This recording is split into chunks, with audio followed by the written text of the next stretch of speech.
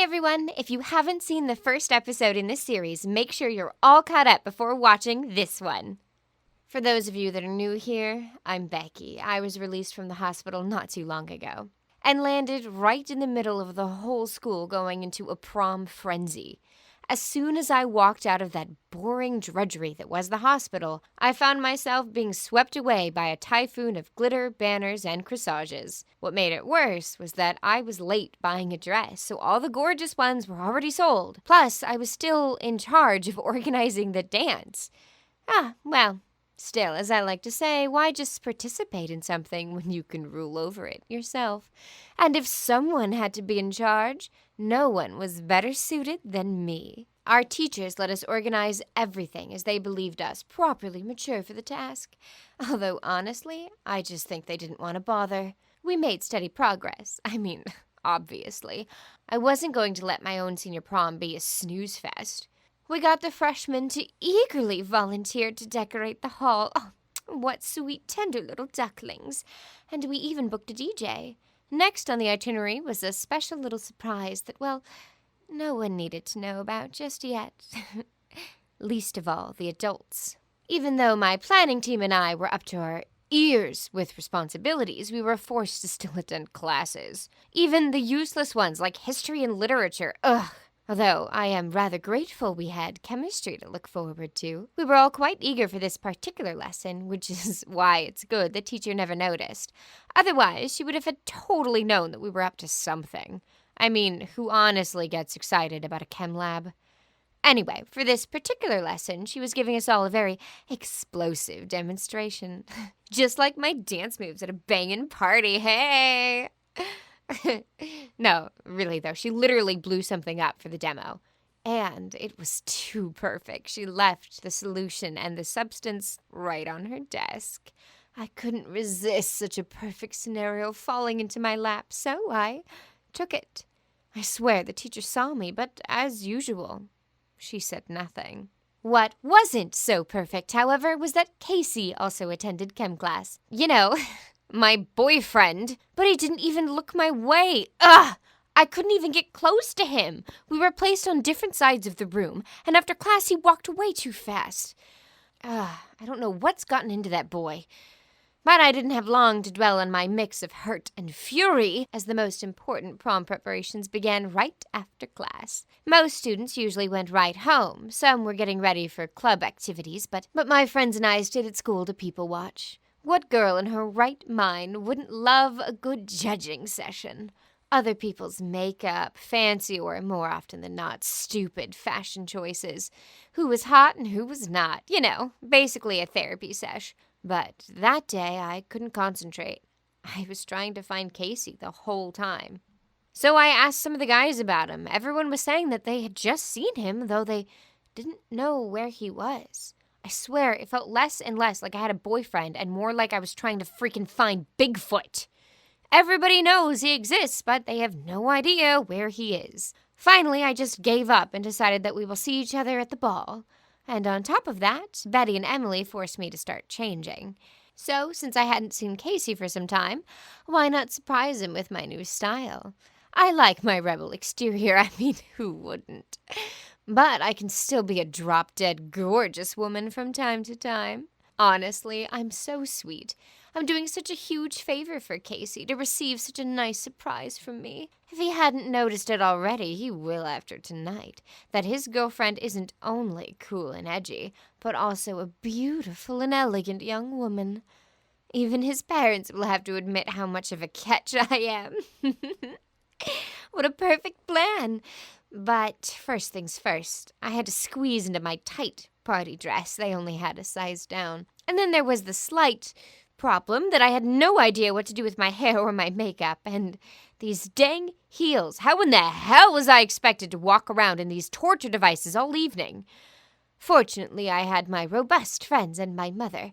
She got to know about my plans for that evening and came as soon as possible with her camera. Then they tried to make a lady out of me. And from what I saw in the mirror, some of them definitely deserved the Nobel Prize for what they did. They turned a monster into a decent man. Shouldn't there be a Nobel Prize for chimerology or something mythical like that? Anyway, mischief skill unlocked. Max level 10 achieved. Everyone was shocked. Our classmates, the teachers, even the principal. Everyone was looking at me like I was Marilyn Monroe back from the grave making rounds at our school. I walked through the hall and heard them whispering. I felt the looks of jealousy and adoration burning into me. Unfortunately, underneath my cool glam exterior, I was trying not to die from those damn heels and ruin the perfect image. But it's just like my recent string of bad luck. I couldn't find him. Casey didn't run into me. I didn't even see him among the students. I felt a hot panic rising up from my throat. I was afraid something bad had happened to him. Maybe he was still being punished and his parents didn't let him leave the house. I had already forgotten that our classmates had seen him, and 1,000 horrible images of him hurt in some twisted accident flooded my head. It took me a while to calm down. But once I did, I danced a little bit and agreed to several slow dances and started to move across the hall trying to find Casey. Maybe he just didn't notice me the first time, or maybe I missed him. I could have easily have missed his arrival because of the crowd and all these completely unexpected admirers. I should have continued dancing. Finally, I did find Casey, and I didn't recognize him at first. He was at our place under the stairs. And he wasn't alone. I swear, everything faded. The one I got hospitalized for, got all dolled up for, sacrificed my damn feet for. The love of my life was standing there, pushing some silly girl from another class up against the wall. Her only merit was suddenly growing some breasts. And there I was, wondering why he kept avoiding me. It hurt so much. I could feel it under my ribs. The pain wasn't just emotional. I felt it on a physical level, as if someone just took all the air out of my lungs and punched me hard in the gut. Everything went dark. I snuck away. There was no way I was going to let Casey see me like that. I ran to the toilet upstairs and sat in the stall, choking on my own tears. I didn't care about the beautiful dress, those stupid shoes, all the makeup. I was hurt, and I felt awful. At least I knew exactly what happened. Casey wasn't punished or locked in the basement. He didn't come to the hospital because he found some other girl to fool around with and, forgot to tell me about her. What did I expect? He's handsome, a jock, top of the class. A guy like him was supposed to fall for some long-legged blondie. My blue-haired head and pierced face wasn't good enough for the dreamboat of the whole school. No dress could change that truth. But still, it hurt me so much. As I sat there weeping, I felt something strange in my pocket. It was small, hard, and square. Oh, yes, it was the explosive I stole from the laboratory. I put it in the pocket of my dress in case the party needed a little livening up, and I forgot about it. To be honest, I didn't really want to do what I did next. I just sort of moved without thinking. And in case you're not a chem expert, just please do as I say and not as I do. Don't try this at home or anywhere for that matter. Just don't make the same mistakes I did. Believe me, it won't do you any good. I tossed my little calcium carbide into the toilet. My hands did it faster than my mind could think. Before I could even recall how it exploded in the laboratory, I just thought, why should everyone else be so happy when I feel miserable? And then the only sound I heard next was a little bloop, and then a click of a lighter.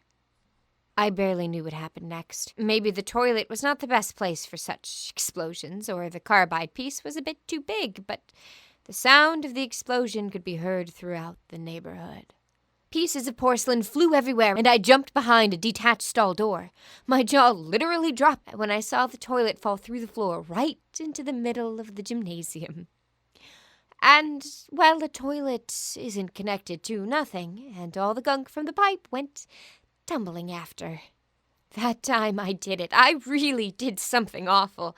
It wasn't just a harmless prank or a joke. It was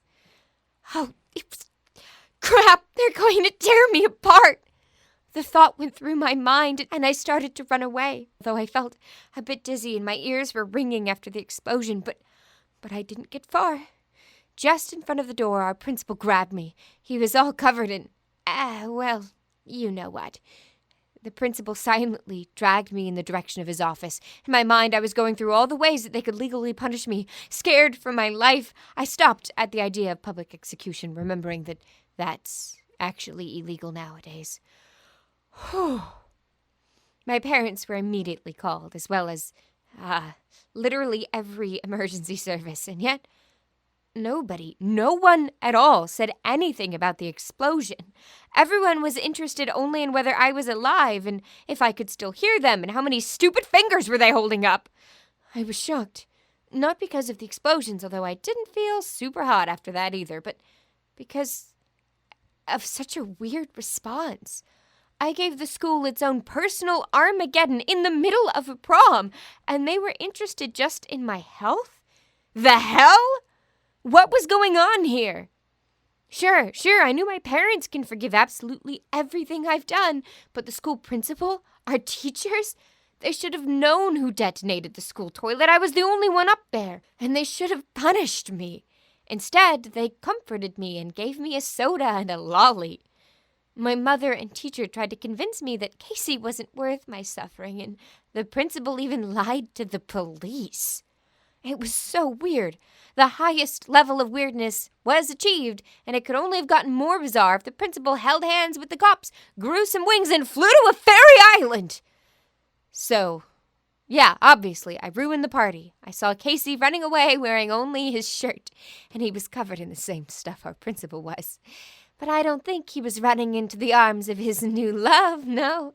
Not that time. Casey and his new relationships didn't worry me much at the moment. I found other things which seemed a bit more pressing. For the first time, I honestly and truly realized that everything that had happened around me isn't normal. It shouldn't be like that, but I couldn't possibly figure out why that was. I needed to understand more, test the boundaries with a little more field experience. Well, to be more precise, I wanted to see whether people always treated criminals like they do me. Since prom was definitively ruined, I couldn't think of anything better to do than go raving with my friends. Make sure you're subscribed so you don't miss the next episode.